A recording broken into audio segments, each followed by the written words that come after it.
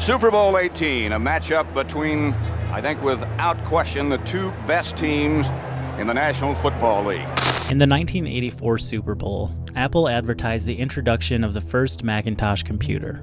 The commercial depicts the fictional dictator Big Brother from George Orwell's 1984, addressing a crowd of indistinguishable loyalists, while a woman rushes onto the scene to destroy the screen, symbolically freeing the followers from their slavery. This was the tagline.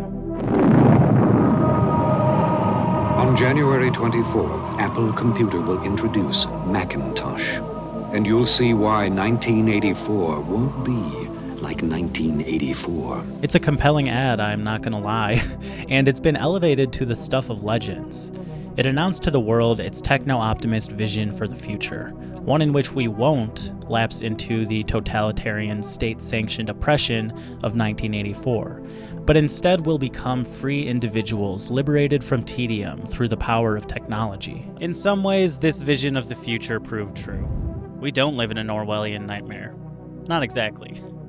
Orwell, though he claimed to be a democratic socialist, was really far more concerned with the stereotypical totalitarian imaginings of Cold War Soviet Russia. His worlds are bleak, drab, and disciplinary. Big Brother is omniscient and omnipotent by way of invasive telescreens which monitor your every movement, and thought police who search and prosecute any indication that one is thinking things opposed to the party's doctrine. The power of Big Brother is, in the words of Orwell, a boot stamping on a human face forever. With the rise of Trump and his unique brand of fascism, many are quick to claim that we are living through literally 1984.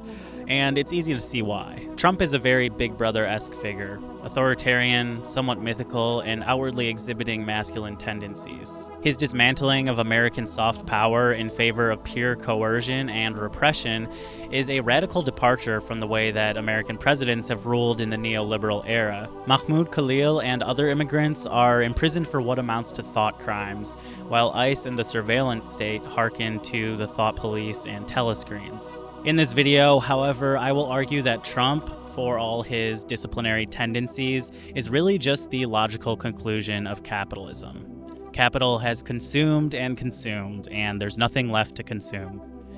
In the words of Prahbat Patnaik, quote, "The neo-fascist assault on democracy is a last-ditch effort on the part of neoliberal capitalism to rescue itself from crisis." Orwell's communist-coded vision of totalitarianism is replaced by the unleashing of unfettered capitalism. The dreary, lifeless coldness of 1984 becomes the overheated, hyper-individual accelerationism of 2025. Our society is plagued not by stagnation, but by uncontrolled expansion.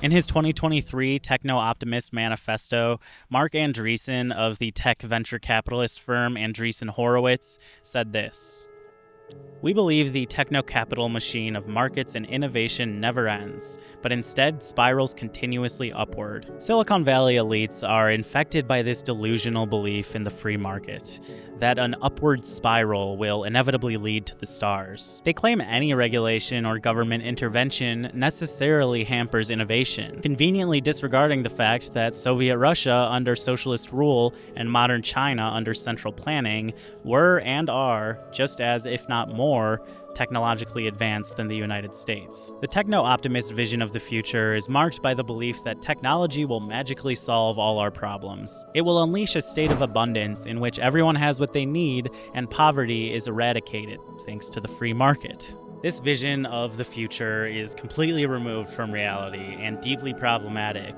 because it gives us an excuse to ignore the problems of today's age. But it's also not unique to the modern era. There's been a lot of discourse comparing Trumpism to Nazism, and rightfully so. ICE is the Gestapo, El Salvador and Guantanamo Bay are literal concentration camps. The forced displacement of Palestinians harkens back to plans to transport Jews and other targets of the Nazi regime to Madagascar. All of this has been said before, and frankly, I don't really feel like I can add too much to the conversation. So I'd like to focus on another movement with more direct parallels to the techno-futurist fingers of Trump's fascist fist. But first, I'd like to get a working definition of what I mean by techno-fascism.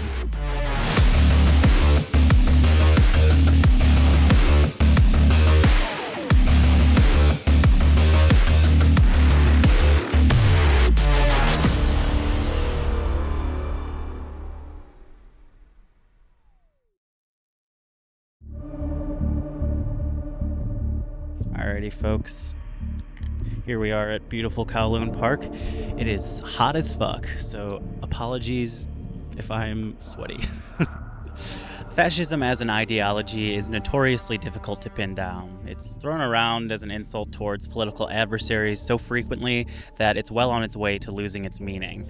But I want to be very clear. What we are experiencing in the US is fascism. All of the markings of a typical fascist regime are here in droves. Nativism. They have an open border policy. Do you think that makes sense? Open borders. Anybody wants to. Jails, prisons, mental institutions, gangs being emptied right through that ugly open border. Ultranationalism. USA! USA! USA! USA! USA! Yes! Hypermasculinity. I'm sorry, I don't want a bunch of women in government. I don't, because we get too emotional. We need the patriarchy. Yeah, we need the patriarchy. Racial supremacy. They're poisoning the blood of our country. That's what they've done. I said, no, they're not humans. They're not humans. They're animals. I'll use the word animal because that's what they are. Populism. The only thing I see in here are a bunch of hard-working men and women that are real Americans, brother. Revolutionary rhetoric, hero worship, etc. My goal with this video is to narrow in on the technological aspect of Trumpian fascism and show how the Silicon Valley ideology, knowingly or not, has created fertile ground for its flourishing. It should be said that this is in no way an attack on workers in the tech industry. Like all our industries, I know that workers have very little power over decision-making and policy. I used to work in tech, so trust me, I get it. What I do hope to do with this video is call attention to the massive power that big tech has over our thinking, our government, our imperialism, and our ideological conditioning. The only semi-decent argument that I've heard for why Silicon Valley's ideology is not inherently fascist is that it's anti-bureaucratic. And it's true. Fascist regimes have historically relied heavily on a bureaucratic administrative state. But what it was really about was flexing the power of a supreme leader and crushing dissidents. Techno-libertarians like Peter Thiel claim to be anti-bureaucracy, but use the power of bureaucracy to their benefit. Not to mention, because fascism is inherently tied to national identity, it looks different in each iteration. America's national identity is, among other things, one of hyper-individualism, egomania, unfettered capitalism, American exceptionalism, and quote-unquote freedom. Techno-fascism, therefore, amplifies and emboldens these tendencies. Techno-fascism is an ideology ripe with contradictions. Its entrepreneurial laissez-faire posturing ignores the fact that Silicon Valley was built with public spending, from the first silicon chips to Google to Palantir to the internet itself. Its hypermasculinity disregards the fact that coding was pioneered by female codebreakers in World War II. Its embracing of counterculture only went as far as it took to attract top talent, while any radical ideas put forth were quickly displaced in favor of profit. Most importantly, perhaps, techno-fascism is built around a mythical past and a banal future. A mythical past of imagined meritocracy and a banal future of leaving this world behind to colonize the stars. The future society that people like Elon Musk and Mark Andreessen and Jeff Bezos want to build is a future that I don't want to live in. They want free reign to destroy the planet and human civilization so that something better could be formed. But how is space colonization better or different than the brutal colonial exploitation of our current world? How is an oligarchy where the billionaire class can afford to settle space, leaving the rest of us to clean up after their mess, a future worth striving for? I want to say up front that my analysis is going to be drawing from several journalists, podcasters, writers, etc. People that I might not necessarily source directly, but were nonetheless instrumental in my research. These include Paris Marx, Malcolm Harris, Brian Merchant, Shoshana Zuboff, Yanis Varoufakis, Antonio Gramsci, and the Ref Left podcast. Finally, I feel the need to say that this video will inevitably be insufficient in covering the totality of techno-fascism. There's tons of different philosophies from these tech CEOs that don't always correlate with one another. Oftentimes they do overlap, but that's a whole other rabbit hole that I don't have time for. You can see the length of this video, it's long enough. So this is going to involve some generalizations, and you're just going to have to deal with it. What I do hope to do is provide a framework to hopefully do some deeper dives in the future. So if there's anything that you feel particularly interested in, or any other aspects of tech you want to see me cover, let me know in the comments, because there's a lot, and I already have some ideas. All right, let's go.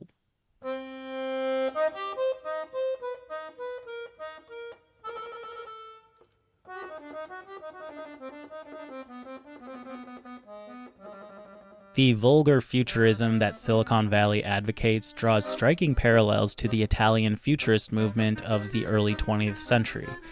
And if you know about history, this does not bode well. In Italian futurism's founding manifesto, F.T. Marinetti laid out the artistic movement's key principles, among these being, quote, the love of danger, the habit of energy and boldness, and the beauty of speed. This dynamism is represented in futurist artworks brimming with relentless movement and chaos. A love for speed and action with little regard for thinking is a central tenet of futurism, and it mirrors a popular Silicon Valley aphorism, move fast and break things. Speed, disruption, and bold visions are perhaps the key cornerstones of the Silicon Valley philosophy. Elon Musk nearly bankrupted both Tesla and SpaceX after moving fast and breaking things, and his belief in relentless growth has led to an injury rate 6 times the industry average at SpaceX, including at least 2 deaths. A former SpaceX engineer wrote, quote, Elon's concept that SpaceX is on this mission to go to Mars as fast as possible and save humanity permeates every part of the company. The company justifies casting aside anything that could stand in the way of accomplishing that goal, including worker safety. This brings me to the first of many fallacies in Musk's vulgar futurist thinking, the sacrifice of everything for some arbitrary goal like space colonization or saving humanity. Musk positions himself as a messianic figure of the techno-utopian delusion, and it's unclear whether his ego is really that big or if he's simply using this to expand his own capital.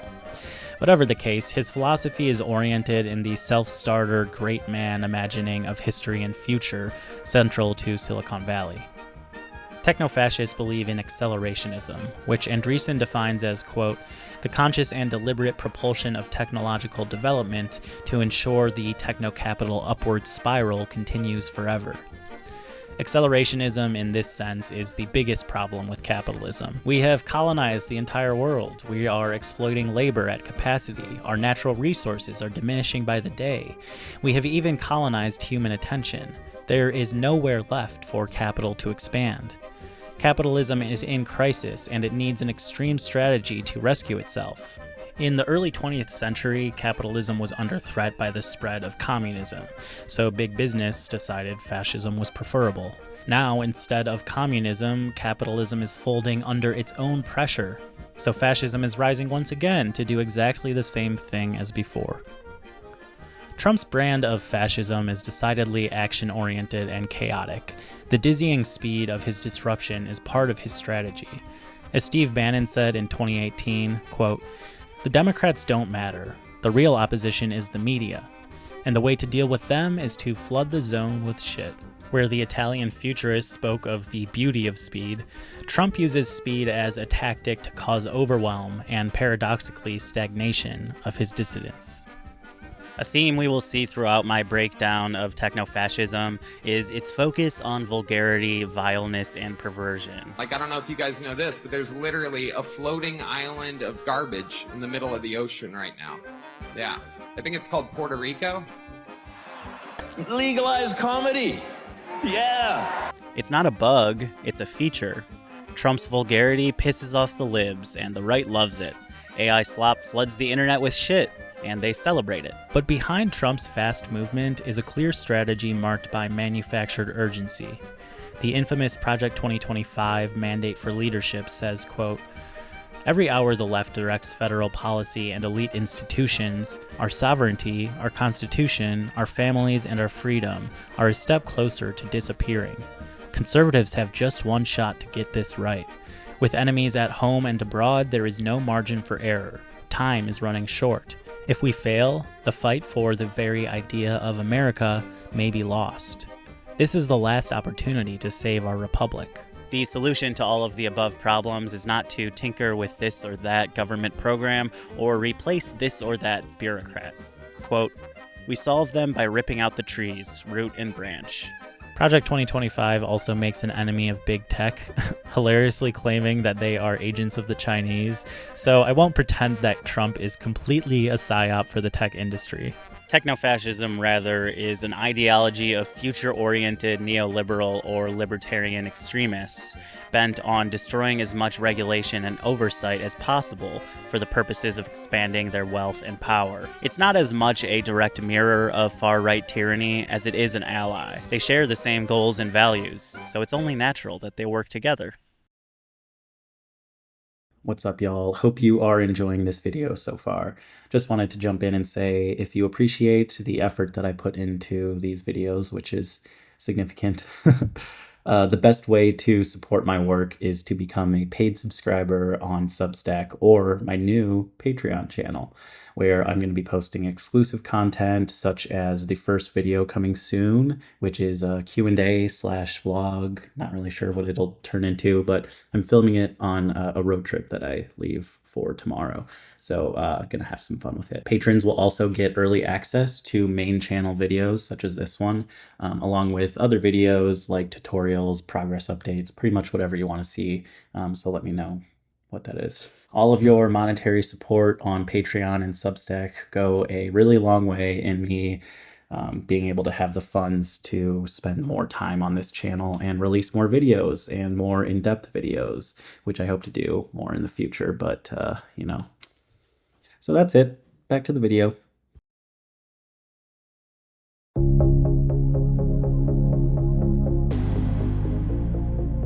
In Mark Andreessen's Techno-Optimist Manifesto, he quotes American physicist Richard Feynman, who once wrote that science is the belief in the ignorance of experts.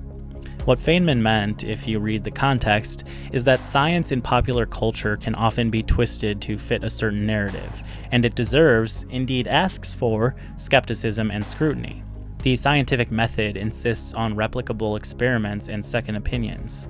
But Andreessen's use of this quote becomes infinitely more problematic when placed within the context of everything else he writes. Because yes, I believe in science and questioning authority, but I also believe that there are people who know much more than I ever will on certain topics. And I believe that the scientific consensus is much more trustworthy and correct than the nonsense that techno-fascists spew. The aura of arrogance coursing through Andreessen's manifesto is unbelievable. When he quotes Feynman, he's not supporting good faith skepticism. He's saying that these Silicon Valley elites have the right to disregard science that conflicts with their worldview. He is declaring a war on collectivism and claiming the individual's right to determine objective truth.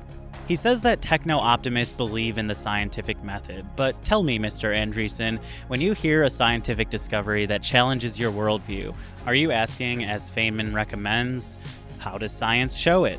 How did the scientists find out? How? What? Where? Are you listening to all the evidence and then determining if their conclusion was sensible? Or are you just using this pseudo-skepticism as justification to disregard anything that misaligns with your worldview? Andreessen writes, "Our enemy is the ivory tower, the know-it-all credentialed expert worldview, indulging in abstract theories, luxury beliefs, social engineering, disconnected from the real world, delusional, unelected, and unaccountable, playing God with everyone else's lives with total insulation from the consequences." Ah, yes, the unelected, unaccountable, delusional, disconnected person playing God with everyone else's lives, insulated from the consequences of their own actions. Ironic that you have a problem with this, considering you never miss the opportunity to slobber all over Elon Musk's dick. It is. He's Back to the Future. So he is doing the most leading edge things in the world, but with a really deeply old school approach. I have developed a view in life to not second guess Elon Musk.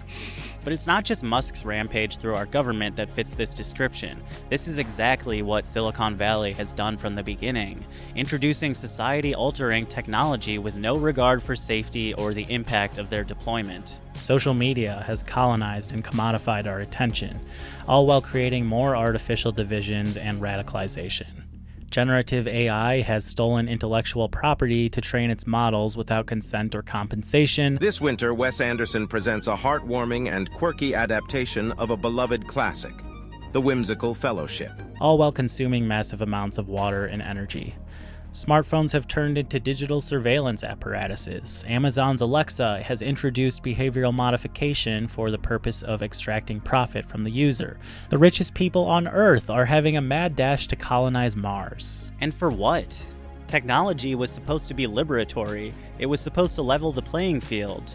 It was supposed to improve our lives. Instead, it's been taken over by a handful of ultra-wealthy narcissists who care more about indulging in their science fiction fantasies than putting technology to work for real solutions.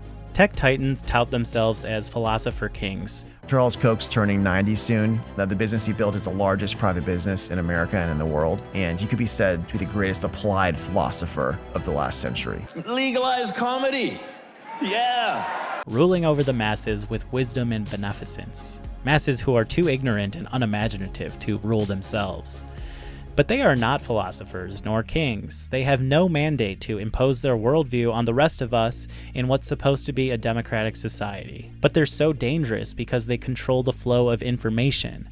They can suppress anyone that speaks out against this madness. They have the power to keep the masses ignorant, and indeed it is in their best interest to do so. Fascists despise knowledge. They declare war on it. Among Trump's first targets have been universities, professors, scientists, lawyers, and university administrators. All these fields are concerned with learning from the past, and the past has no place in techno-fascism. Marinetti wrote in the Futurist Manifesto, "Why should we look back when what we want is to break down the mysterious doors of the impossible?" This philosophy is convenient, especially for modern techno-fascists who say things like this from Anthony Lewandowski, co-founder of Google's self-driving car program Waymo. Quote, "The only thing that matters is the future. I don't even know why we study history. It's entertaining, I guess, the dinosaurs and the Neanderthals and the Industrial Revolution and stuff like that. But what already happened doesn't really matter. You don't need to know that history to build on what they made. In technology, all that matters is tomorrow."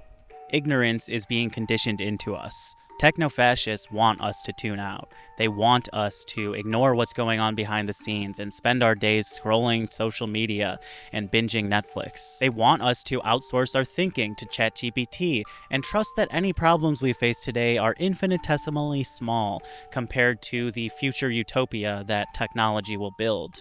Much like my attitude towards the construction going on behind me, they want us to shut the fuck up and leave them alone to run the world. We cannot accept this new reality. We have to be loud. We have to understand that the new world they're building is not Star Trek, it's Blade Runner.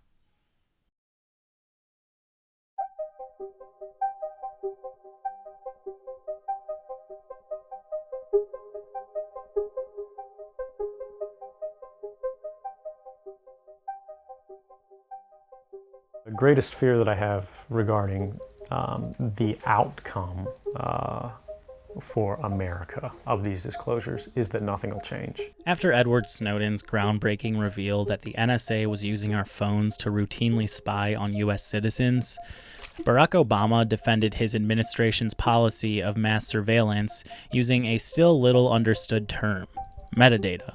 Nobody is listening to your telephone calls.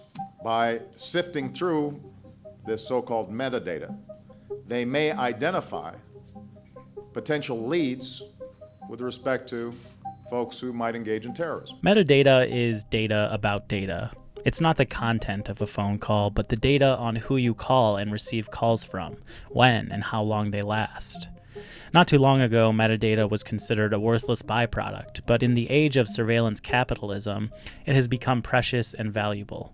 I think it's important we start with Snowden's whistleblowing because, as Obama says, these programs were approved with bipartisan support. That speaks to one of the things I want to emphasize. Techno-Fascism may have found real power with the Trump administration, but liberals are equally responsible for creating the culture of violent imperialism that has predisposed us to accept the violence of fascism. Take the war on terror. Yes, the war on terror was declared by Reagan and accelerated by Bush, but Obama was one of the most bloodthirsty of all.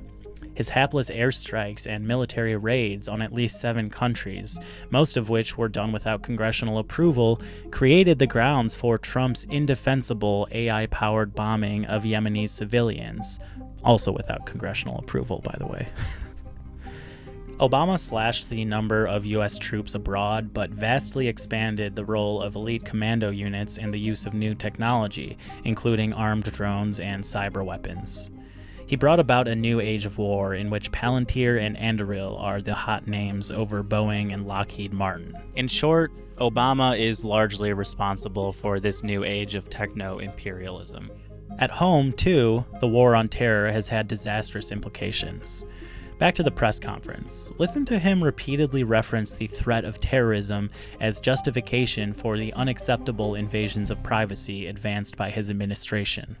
They may identify potential leads with respect to folks who might engage in terrorism. But my assessment and my team's assessment was that they help us prevent terrorist attacks, anticipate and prevent possible terrorist activity. When it comes to, for example, fighting terror.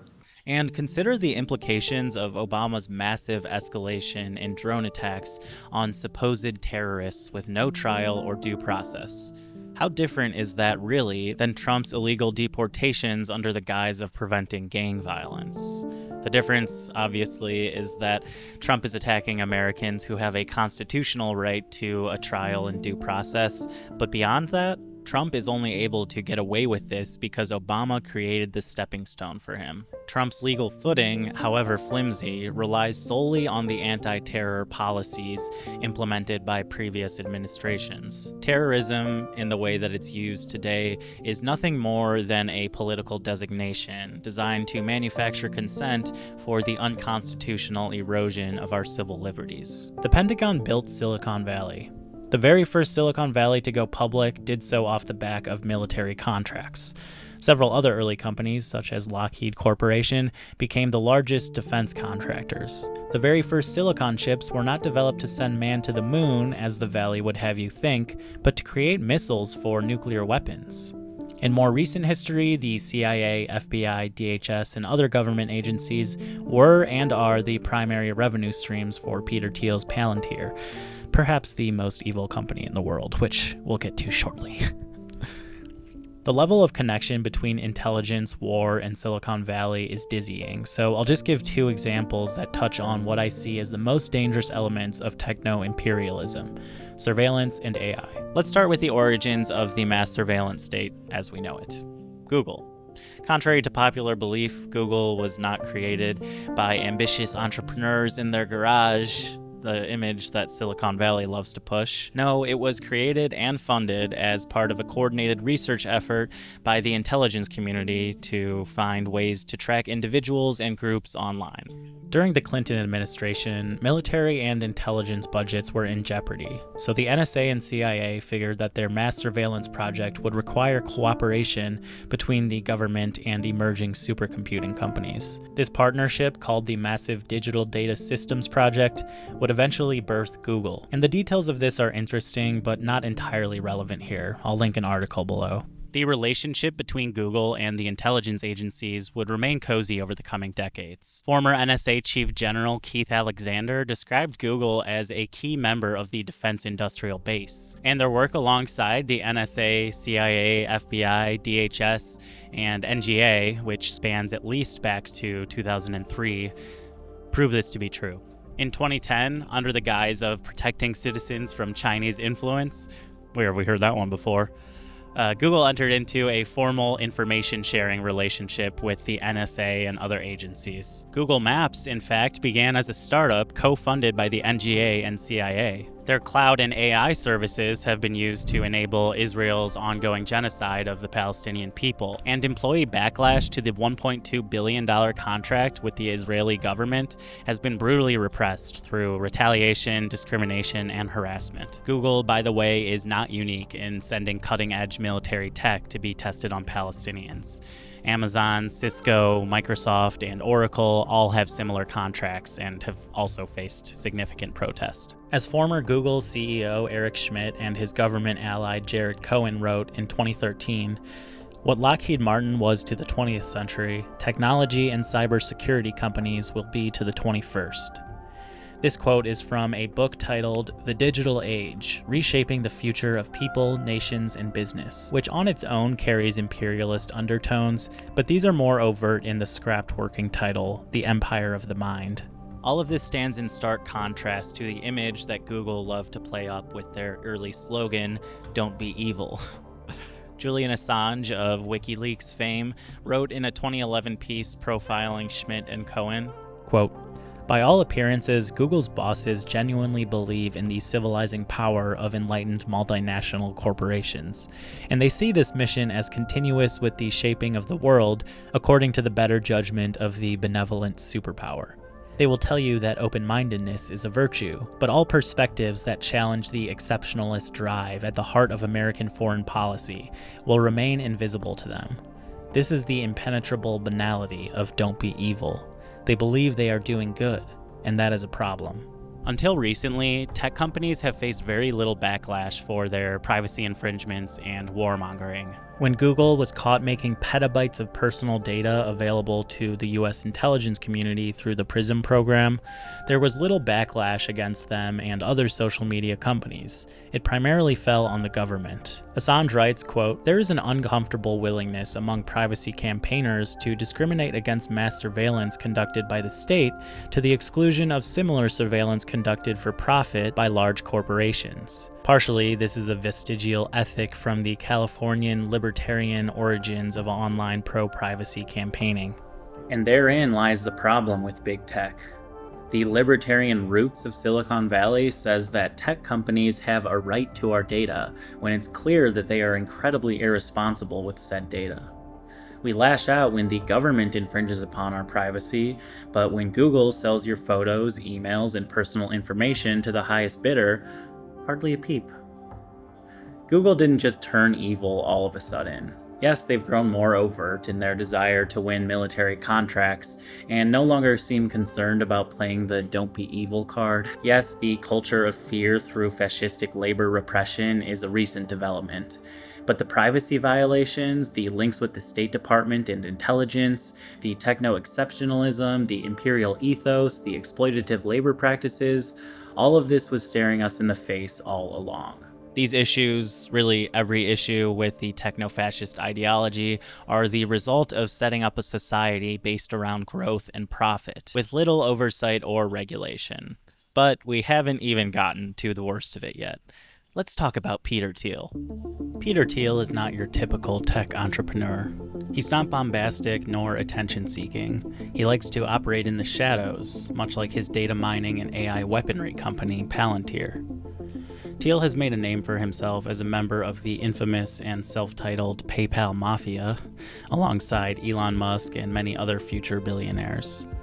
The face of Palantir is actually CEO Alex Karp, a self-described liberal who is as bloodthirsty as the worst of DC's warhawks. The most important thing, in my view, that can happen for the preservation of the West and its values is for the U.S. military to be by far the best in the world. Thiel is an outspoken libertarian and funder of Trump's 2016 presidential campaign and J.D. Vance's 2022 Senate campaign. His approach to technology is indicative of what the philosopher kings of Silicon Valley claim they're doing: a service to humanity. A humanity that is too stupid to do things right for themselves. Listen to him describe how technology is a replacement for politics. We could never win an election on getting certain things because we were in such a small minority. but maybe you could actually unilaterally change the world without having to constantly convince people and beg people and plead with people who are never going to agree with you through a technological means. And this is where I think technology is this incredible alternative to politics. Thiel's philosophy is strictly anti-democratic, a reflection of the typical Silicon Valley arrogance. The task in this world where politics has become so broken and so dysfunctional is to find a way to escape from it. It's not a way to fix it, it is a way to escape. And there are, a number of different options. I think the promising one of the 1990s and this last decade has been to escape onto the internet and to sort of create an alternate virtual reality. Questions, of course, is still how does it intersect with the real world? There are, I think, escaping to outer space is a promise, although I think the space technology is not quite there, so I think that's sort of for the second half of the 21st century. He likes to criticize China for not innovating at the edge of tech, and instead building technology that actually serves people, like the best train system in the world and ultra-affordable electric vehicles. How unoriginal. No, Thiel likes wholly unique ideas, like creating floating islands on the ocean free of government control. I think we can try to create autonomous countries on oceans, underwater, all sorts of other spaces. But I think technology is the vehicle for how we should be looking to escape and move beyond politics as we find it today. And encouraging young people to drop out of college and pursue entrepreneurship. Thiel's most dangerous contribution to the destruction of humanity is Palantir, which among other things creates software for clients like the CIA, DHS, FBI, local US police departments, and of course, ICE. Recently, Palantir was awarded a $30 million contract to create a new tool to surveil, track, profile, and ultimately deport undocumented migrants. Thiel has become one of the most powerful men in Silicon Valley, not only because Trump and Vance and many other right-wingers are in his pocket, but because of the vast breadth of his investments in zany, far-right, and/or libertarian projects, usually with imperialist tendencies. These investments include Numbers USA, part of the openly racist anti-immigrant Tanton network, a smattering of pro-Trump journals and media outlets, along with Less Wrong, which someone on Reddit described as a postmodern messianic AI cult, and I couldn't think of a better way of saying it, and the Machine Intelligence Research Institute. Those last two reflect Thiel's obsession with bringing about the singularity, this mythical time and place where AI and technological growth become unstoppable, uncontrollable, and irreversible. But without a doubt, the most concerning Thiel-funded startup is a secretive little company known as Clearview AI, an AI-powered facial recognition app that scrapes billions of photos from Facebook, YouTube, Twitter, Instagram, employment sites, news sites, educational sites, and millions of other websites, without consent, obviously. The company then licenses its software for use by various police departments and law enforcement agencies, including ICE, which targeted Mexican and Central American residents during Trump's first term. Disregard the fact that AI facial recognition has proven inaccurate. Disregard the company's founder admitting Clearview's inaccuracy. Disregard the radical erosion of privacy this software brings.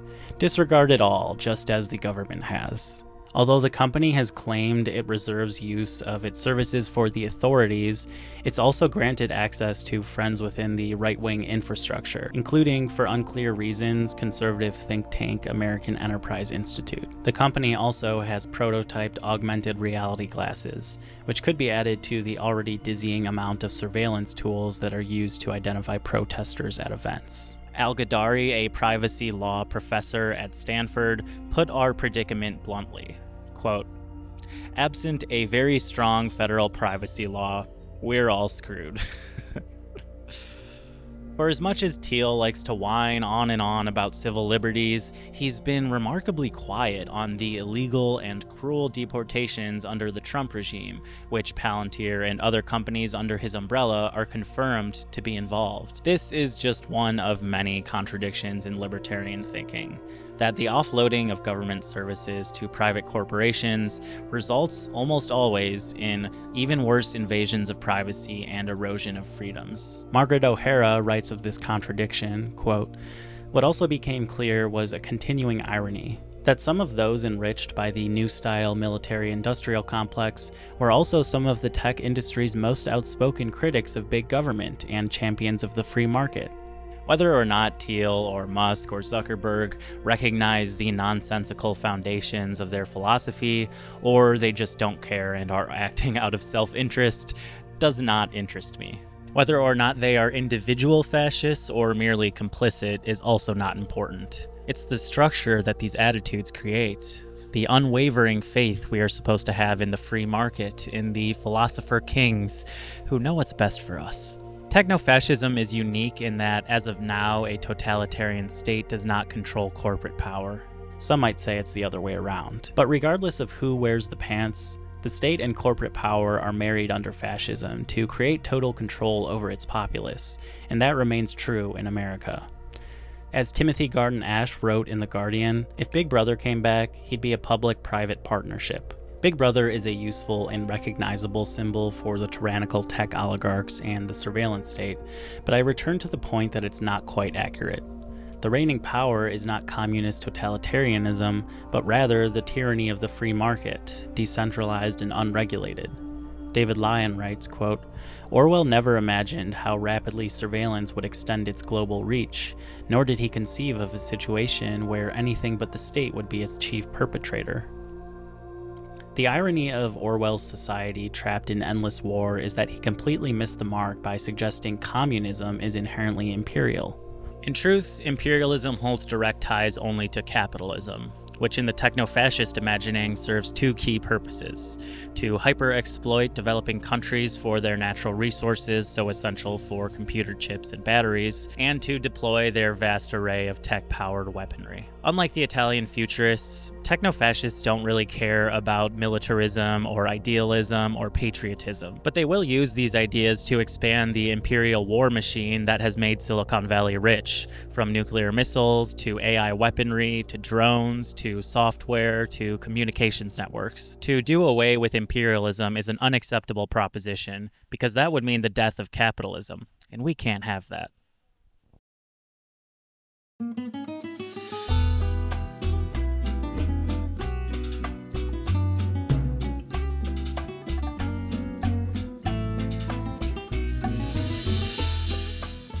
Fascists are by nature opposed to any form of organizing, so it's no surprise that the first groups targeted in Nazi Germany, communists, socialists, and trade unionists, are the most politically engaged and collectively powerful. Fascism does not accept any ideology or group that is not aligned with its goals.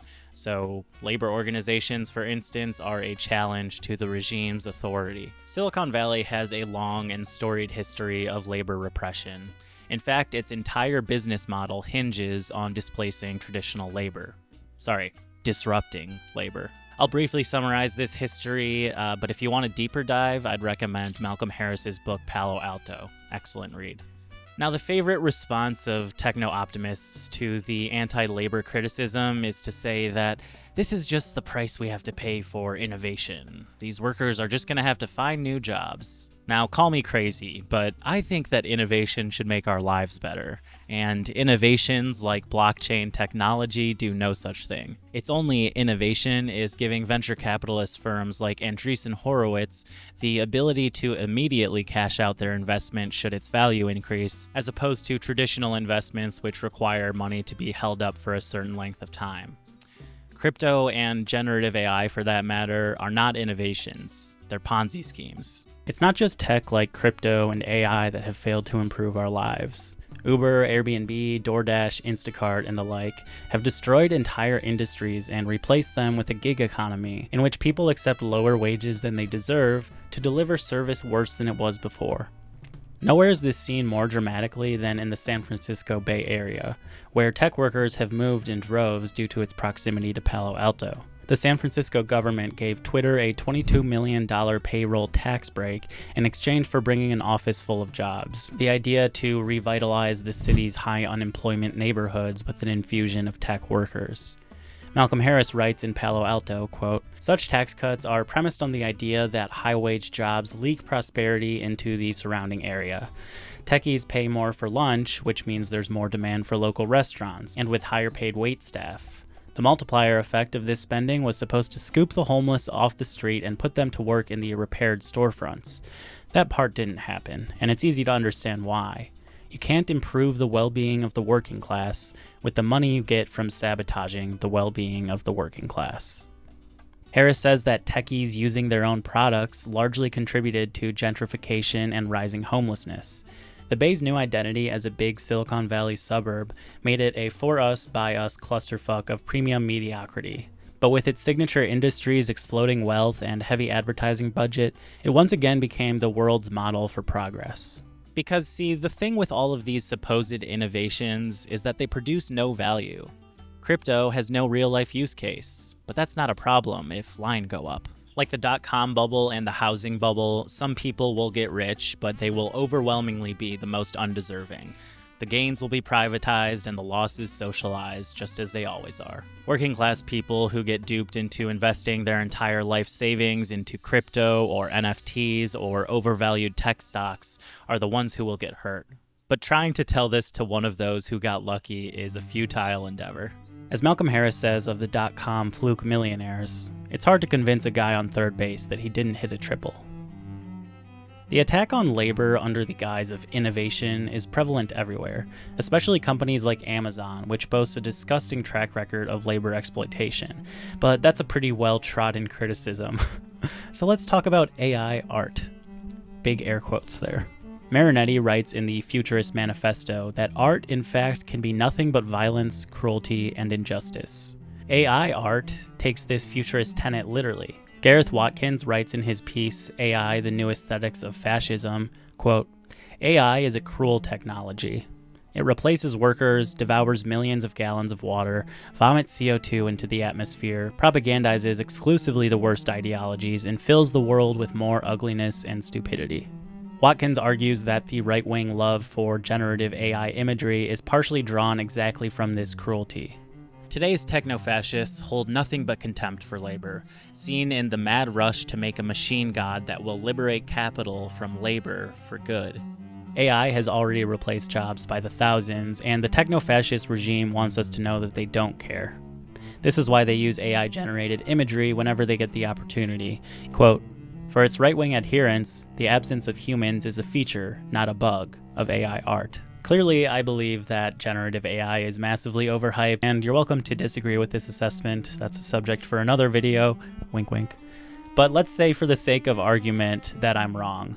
Let's say generative AI is a remarkable technological advancement that will transform society to the point that work becomes obsolete. What then?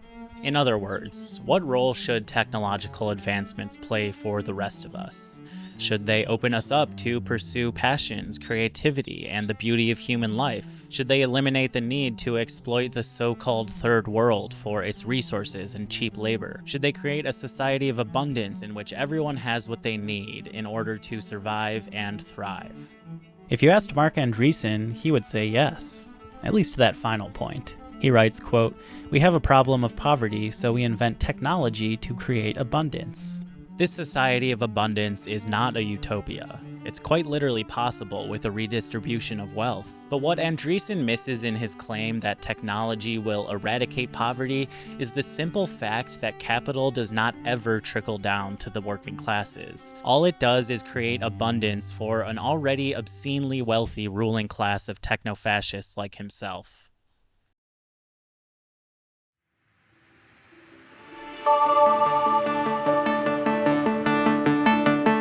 You may have noticed that I've yet to mention a single female in this video outside of the writers that I've quoted. This is by design, as hypermasculinity is a calling card of fascist regimes throughout history. Women are meant to be subservient, while men take the lead. Misogyny in Silicon Valley is not just your run-of-the-mill misogyny of the rest of the world. It's especially vile. Very few women are allowed into leadership roles at tech companies, and the women who do are sabotaged and degraded at every turn. This is a reflection of the broader culture, of course, but like the internet on which tech companies make their bread, it is magnified and amplified. Misogyny and bigotry are becoming mainstream, enabled not only by techno-fascists enabling them on social media, but by the right wing's new media machine. On platforms like YouTube, the majority of these far-right influencers don't exist to provide any meaningful analysis or criticism. They are, by and large, grifters. Leftist creators are allowed, but we're confined to our little bubble. I mean, just look at this disproportionate representation of content creators and influencers. But why is this? A generational expert, whatever that means, told Newsweek that, quote, Gen Z, like many generations today, are seeking out voices to confirm what they already believe. And that goes for both sides of the aisle.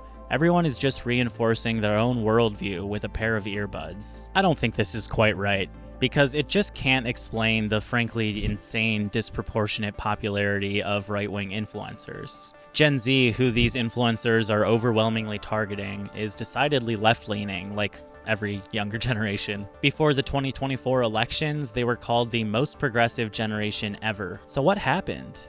Why was there a 20-point swing towards Trump in 2024? This is a big question that I can't entirely do justice to, but I think beyond the failings of the Democratic Party, we have to talk about the massive new media empire that the right has created. Shows like Joe Rogan or Theo Von or Lex Friedman don't describe themselves as political, but they nevertheless regurgitate conservative talking points, and their interviewees skew hard right.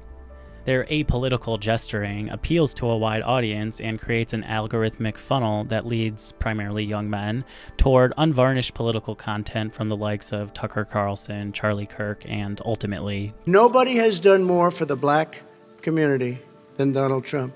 And if you look, with the exception of Abraham Lincoln, possible exception, but the exception of Abraham Lincoln. These people come from a long line of conservative talking heads that gesture as anti-establishment populists, but at the end of the day, they're grifters. Their right-wing grift has worked quite well for them, so they continue to do it. And the few times they do speak out against, for instance, the indefensible illegal detainments of migrants without due process, their criticism always comes back to the fact that Trump is still basically right. Maybe he should just go about it a little less overtly cruel.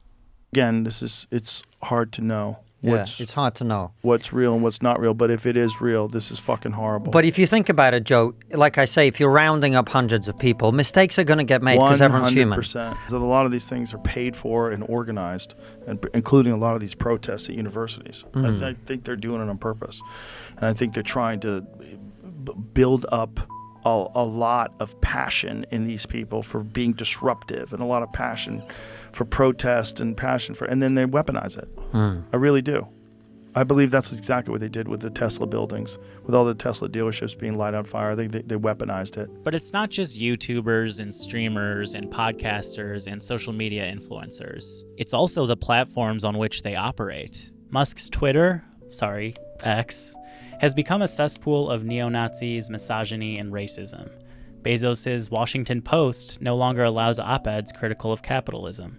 Zuckerberg's Facebook and Instagram introduced new content moderation rules that allow hate speech and misinformation while suppressing things like Palestinian solidarity.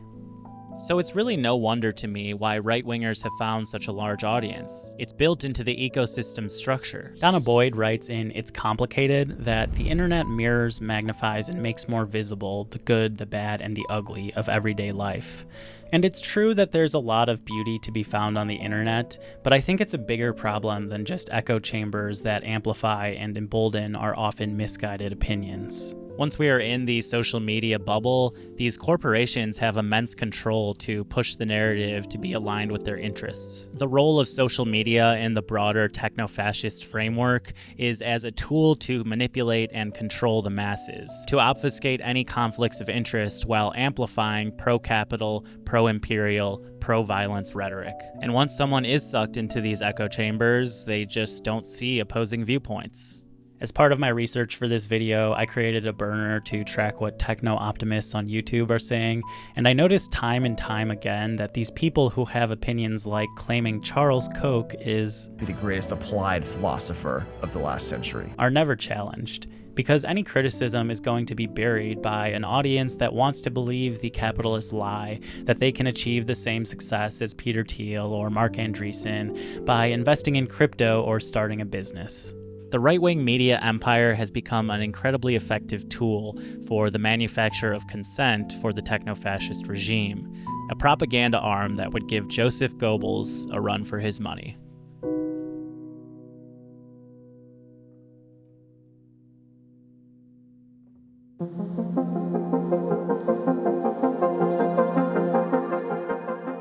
key feature of fascist regimes throughout history is a longing for a mythical past in which they were dominant or culturally supreme. Benito Mussolini, for instance, channeled the grandeur of ancient Rome to hammer home rhetoric about the superiority of the Italian people. Strongman fascists are adept at this nationalist, racist messaging of superiority, whether it's Italians or the Nazis' made-up Aryan race, or the Japanese or white Anglo-Americans. There's no racism. Overblown. Race supremacy is then combined with the scapegoating and persecution of minority groups. Jews, communists, labor unions, or in the case of Trumpism, immigrants, trans people, Palestine supporters, and political opponents. And we can't forget those crazy leftist radicals. What sets apart techno-fascism from other varieties of fascism is its vision of the future. This vision, far from being the innovative and revolutionary utopia that tech elites posit, is actually uninspired and unoriginal. It's not forward-looking, but backward-looking. Not progressive, but reactionary, longing for a time of masculine dominance and white supremacy, a time when the ruling class could impose its will on society through force and power. The Valley's longing for the next big thing, Malcolm Harris writes, may best be understood as a particular expression of the impersonal drive of capital towards growth and accumulation. This is your mine. ape. Yeah, We debut it. It's really cool. Quote, it represents the gold rush and the next gold rush and the one after that. From produce to real estate to radios to transistors to microchips to missiles to PCs to routers to browsers to web portals to iPods to gig platforms to... Silicon Valley is defined by not just opportunity, but also the ceaseless renewal thereof, a refusal to stop or even slow down. The next big thing, apparently, is AI and space colonization. But at what point do we stop and ask, why? To what end? I am not against technology, not by any means. I think it has the potential for societal transformation. But I don't believe, as do techno-fascists like Thiel and Andreessen and Musk, that markets are the way to achieve this. I'm not going to pretend that China is perfect, especially on the topic of surveillance, but it has harnessed the power of technology and capital from the West to improve the living standards of all its people, which is more than we can say. The vapid futurism of people like Elon Musk, instead, is rooted in expansionism and American hegemony. The fundamental core fallacy of Musk's vision is that a Mars colony will somehow improve the lives of working people everywhere. It won't. While Katy Perry and Bezos' fiancée Lauren Sanchez are taking joyrides into outer space, techno-fascists are entrenching their power here on Earth. Capitalism has colonized the entire planet and indeed has colonized our minds, but in order for the system to sustain itself, it needs growth. So the tech industry manufactures growth by pumping over $1 trillion into AI technology that has proven unworthy of its valuation and into the next great frontier, the new manifest destiny, outer space. Outer space, for many of us, is still a place of wonder and awe. A great mystery that we can escape into by looking up at the stars and dreaming. I've had many unforgettable, even sublime experiences from stargazing, so I don't want y'all to get the wrong idea that I don't think space exploration is worthwhile. But in its current form, it's a hopeless endeavor, because it will look exactly how colonization has looked on Earth, violent, exploitative, and plutocratic. Every day more rainforests are demolished to satisfy capital's growth drive, and under Trump's fascist regime, deforestation in the US has accelerated. Capitalism doesn't recognize the importance of nature, because capital cannot reason. It cannot realize that, in the words of Lao Tzu, the world is a sacred vessel which cannot be changed. He who changes it will destroy it.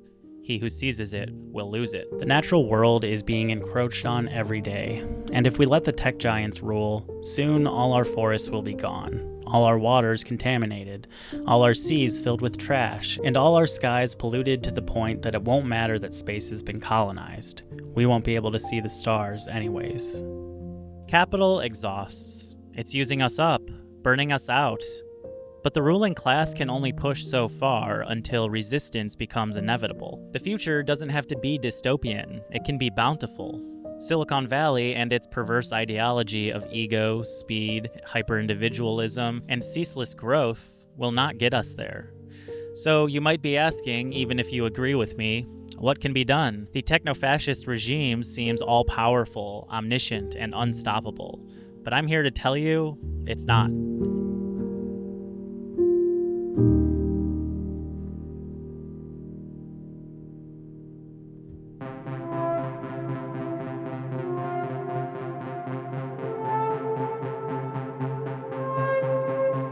Techno-Fascism and the larger fascist project of Trump and Project 2025 is extremely dangerous, and things are going to escalate. After all, the Nazis didn't start by exterminating their enemies, they started by deporting them. Peter Thiel and Elon Musk have successfully Trojan horsed this absurd and vile techno-libertarian tyranny behind the facade of Trump's populist message.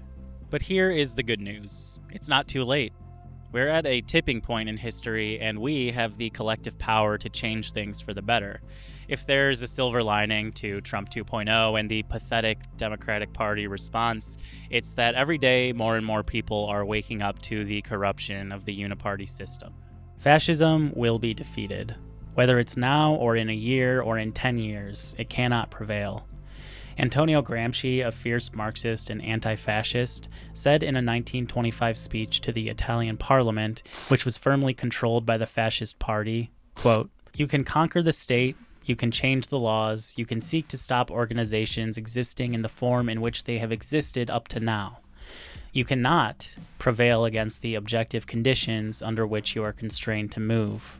Gramsci was speaking on fascism's unsustainability, but also capitalism's. Both systems rely on relentless growth, which is only possible for so long. Every day, the ruling class squeezes workers harder, and every day, the government erodes civil liberties more. But every day, the resistance to such actions grows. But it's not enough. The difference between defeating fascism now or later, if history can teach us anything, could mean millions of lives. All this chaos creates tremendous urgency among those who understand the danger that we're in. But the mistake that many of us make is the mistake that they want us to make, to act without thinking, to move fast and break things. So I'd like to propose some countermeasures to the techno-fascist ideology, actions that act as water to the fire that fascism creates. We don't think you fight fire with fire fists, we think you fight fire with water fists. We gonna fight racism, not with racism, but we gonna fight with solidarity. We said we're not going to fight capitalism with black capitalism, but we're going to fight it with socialism. Actions that fight hate with love, that fight a vulgar vision of the future with a beautiful one. So to counter move fast and break things, I propose slow the fuck down and learn things. We live in a culture of hyperactivity, and it's no surprise that the fascism which emerged from this culture would be equally hyperactive. But activity in response to activity does not accomplish anything if it's not mindful. Philosopher Slavoj Žižek said in a recent Substack post, quote, "Even in much of today's progressive politics, the danger is not passivity, but pseudo-activity, the urge to be active and to participate. The more we talk about the impending ecological catastrophe, the less we are ready to do. Against such an interpassive mode in which we are active all the time to make sure that nothing will really change, the first truly critical step is to withdraw into passivity and refuse to participate. This first step clears the ground for true activity, for an act that will effectively change the coordinates of the constellation." This is decidedly similar to the Taoist philosophy of Wu Wei, effortless action, of which I have written about at length on my Substack and in previous videos. One example of Wu Wei in action is Japanese animator Hayao Miyazaki's creative process. Rather than a screenplay, Miyazaki and his team start with a storyboard, and they draw their way through the story before adding any dialogue. He studies plants and talks to children to get closer to something resembling an organic world that his films live in. It's why his films often have a deep meaning relating to the natural world and humans' place in it, but it never feels forced. Pamela Gossin writes, quote, "Art is not only an organic process for Miyazaki, it is a living being, an organism. He does not impose environmental views or ecological values upon his animation. He does not need to. His films are a natural part of who he is, what he thinks, believes, and breathes." When one eliminates the constant need to be doing, when they slow the unrelenting stream of information, when they are still, space opens up for actually effective action. Space opens up to create music rather than sound and noise. In the words of Lao Tzu, when nothing is done, nothing is left undone. Slow the fuck down and learn things has a second component, and that is education. Techno-fascism's rejection of history is unsurprising, considering anyone who looks at history can see the trajectory that we are on. The irony is that if you actually know how to use these platforms while limiting their control over you, they are tremendous tools for learning. Seeing as you're watching an hour-long video essay about techno-fascism, you probably already do this to some degree, but I will say that it's quite easy to get trapped in a filter bubble that reinforces your beliefs without really challenging them. So you really have to make an effort to take in different perspectives, especially those that you disagree with. That's what I tried to do with this video, although I will say it was kind of low-hanging fruit, dunking on free market capitalist talking points. To counter techno-imperialism, I propose privacy, divestment, and protest. The level you go to protect your privacy is really up to you. I'm not going to pretend like I'm perfect. I still use apps that I know violate my privacy because I kind of have to. But I did recently make the switch from Google Chrome to Brave and from Google Search to DuckDuckGo. And I know that's a very small step, but a step in the right direction. If you want more specifics on protecting yourself online, I'd recommend this video from Epoch Philosophy. I understand that at a certain point it feels futile to take steps to protect your privacy, not to mention the network effect and the sunk cost fallacy, but I still think it's worth doing. As for BDS movements, they do really work. The Palestine BDS movement has proven so effective that 38 states have passed legislation outlawing or discouraging the boycott of Israel. And Tesla is reportedly on the verge of bankruptcy after the Elon Musk backlash. Oh man, wouldn't that be some sweet justice? And of course, good old-fashioned protest has proven throughout history to be one of the best ways to impact society-wide change. If you do protest, just be sure to take steps to protect your anonymity, especially if you're likely to be within the crosshairs of Trump. I'll leave a couple links below with more information about this. To counter the entrepreneurial grind set and the vicious attack on labor, I propose community, solidarity with workers, and organizing. Techno-fascists want us alienated from each other and from the impacts of our actions. Our alienation is their control. We order from Amazon and the exact thing we want shows up at our door hours later. We don't see the labor that went into the product's creation. We don't see the overworked and underpaid fulfillment center workers pushed to their limits.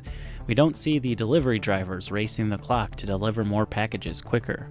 We don't see how all these compounding factors squeeze maximum profit for Amazon while destroying the well-being of its workers. We only see the commodity. This obsession with convenience and efficiency, with the reduction of friction, is a brilliant marketing strategy. Instead of durability, instead of human and ecology-centric design, we're left with cheaply made consumer goods designed to break after a few years, if you're lucky. So what if we switched our priorities? What if instead of massive investments in LLMs and behavioral manipulation algorithms and fracking techniques and weapons technology, we instead invested and innovated green technology, public transit, equitable healthcare, affordable housing, and ecological building materials? What if our motive was not profit but social and ecological flourishing? To counter techno-optimism or techno-utopianism, I propose not nihilism, but realism. Being overly optimistic about technology's transformative capabilities, as we've seen, is dangerous and stupid. But swing the pendulum too far to the other side, surrender fully to the powers that be, and we signal our consent to have big tech control every aspect of our lives. Instead, we should fight like hell to beat back the techno-fascist regime, but understand that one individual's actions cannot change the course of history. If we expect too much too quickly, we just set ourselves up for disappointment and burnout. To counter the fetishization of violence and cruelty, I propose the elevation of kindness and empathy. The unfortunate reality in the United States is that ignorance abounds, and that is by design. Leftists like to talk about how we are conditioned into an imperialist, white supremacist, capitalist patriarchy, which is true, then turn around and act surprised when this conditioning is reflected back at them. I know that in a way, I can never really understand how it feels to have bigotry aimed at me, so take what I say with a grain of salt, I guess. But I think that we at least need to understand where this ignorance comes from. I consider my education to be pretty good by American standards. I went to a solid public school, and my parents taught me more than most about how the world works. But I've still spent the last several years unlearning myths about American exceptionalism and communism and meritocracy and things like that. Now imagine you're dealing with that, plus everyone in your hometown is casually racist, and you're told that women belong in the kitchen, and that our government is being run by radical leftists, and that our education is being ruined because critical race theory is poisoning the minds of children, and immigrants are stealing your job because of the woke DEI agenda. Yeah, it's fucked up. But that doesn't mean that these people don't deserve, at the very least, a good faith effort at understanding, in my opinion. Malcolm Harris closes out his book Palo Alto with a suggestion that some might find radical, but I see as reasonable. Palo Alto was founded upon the genocide of the Ohlone indigenous people in the mid-1800s, not too long ago. Most of these lands are now owned by Stanford University, the hub of technological and scientific advancement that essentially created Silicon Valley, and has made vast sums of money leasing the land to tech companies and the like. Harris writes, quote, "The future need not be synonymous with the exhaustion of the earth, the liquidation of the organized working class, the full commoditization of our time and environment. What is the point of being a species with the dual gifts of analysis and invention if we can't stop ourselves from despoiling the only home we've ever had?" He says that because we've proven utterly incapable of respecting the land, why not give it back to the only group that's ever taken care of it, the Ohlone tribes? However, he says, quote, "Given nonprofit Stanford's surprisingly significant role in producing profit, breaking up the community wouldn't be painless for capital, but I see that as one of the proposal's virtues." Harris says he envisions that Stanford, even if it tried to implement this plan, would be stopped by its board of trustees who profit off of Stanford's ownership of the land. And that is his point. It's the reason why any solutions that maintain the profit motive or the capitalist power structure are doomed to fail, either immediately or eventually. It's why the welfare state of the New Deal era was slowly chipped away until the government removed all pretense and embraced neoliberalism. It's why it's impossible to ethically run a big AI company, as Segal Samuel pointed out in a Vox piece about Anthropic. The book Monopoly Capital says that planning and action towards true progress will never be undertaken by a government run by and for the rich, as every capitalist government is and must be. To demand these things from a capitalist government is to demand that it cease to be capitalist. I'm presenting this argument not because I think that everyone needs to immediately get on board with socialism. Rather, in this moment of crisis, I want us to at least think about how fascism and capitalism are inextricably linked. How if we continue down the path of endless growth for growth's sake, we will find ourselves in crisis again and again. And that creates grounds for fascism to flourish. Do we really want endless crises to be our future? Are these the men that we want to lead us? Should we be moving fast and breaking things when so many things need fixing? I don't know what the future holds. It seems quite dark right now, but as I wrap up, I'd like to make the case for hope.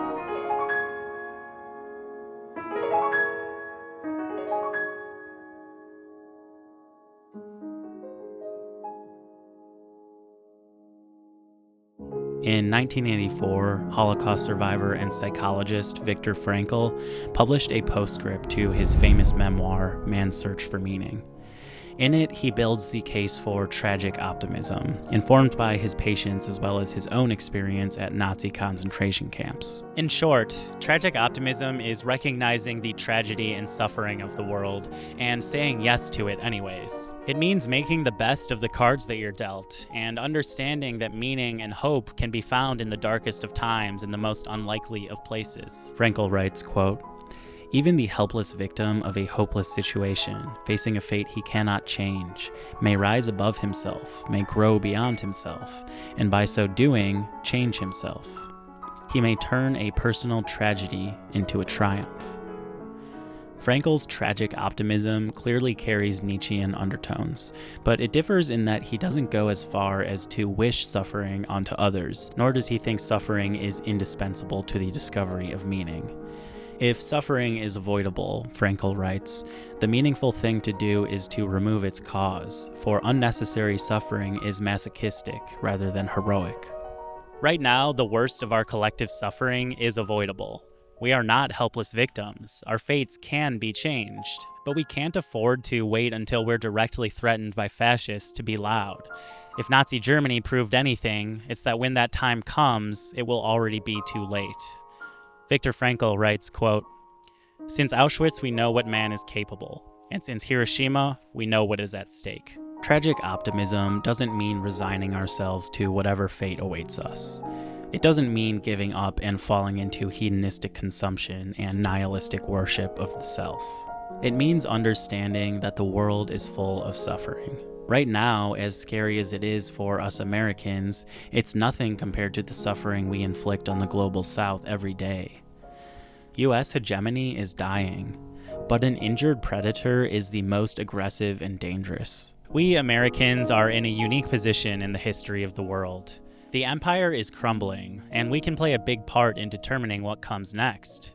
Will it be an egalitarian, just society by and for the people, or will it be a techno-fascist hellscape by and for the ultra-wealthy? Even if we succeed in bringing about something better, the reality of our situation is that things are going to get worse, probably much worse, before they get better. So we need to prepare for that inevitability. That means getting back to basics of community, solidarity, and real tactile person-to-person interactions. Tech elites want us to think that their vision of technology is inevitable, that AGI and crypto and space colonization are the future, and that they must be the ones to bring about this future. But we have the power to say no. A long, hard struggle is coming, but the beauty about humanity is that struggle can bring us together. As Albert Camus writes in The Myth of Sisyphus, the struggle itself toward the heights is enough to fill a man's heart.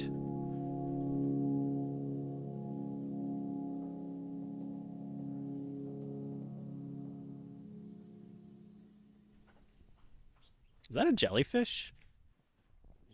I don't know if you can see, but it's a jellyfish. Cool. All right, shout-outs and closeouts.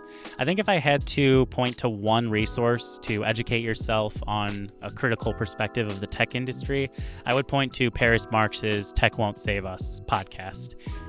He gets some great guests. He's very smart, incisive. One of the guests actually was Malcolm Harris, whose book I referenced, Palo Alto. And then I pulled from several journalists and newsletters, 404 Media. I'll leave all of it up on screen right now for you. To learn more about fascism, I would point to the writings of Antonio Gramsci, as well as the Rev Left podcast, and this video from Horses. Additionally, the book Why Fascism by Edward Kahns and Ellen Wilkinson was a great read, although I didn't read all of it, just full disclosure. Check out the sources and further learning document in the description. I've highlighted some of my favorites. As I mentioned, I'm going to be doing some deeper dives on tech in the near future, I think starting with AI, so let me know what else you want to hear. Thank you to my friend Christian. He helped me with his long-ass script for this video. I have linked his Substack as well in the description. And finally, come say hi on the brand new Patreon. The first video is going to be a Q&A, so that should be fun. And yeah, these videos take like over 100 hours probably each to make. So your monetary support means the world to me and helps me justify the insane amount of time that I spend on these. And yeah, that's going to do it. Thank you so much for watching. As always, peace and love, and I'll see you next time.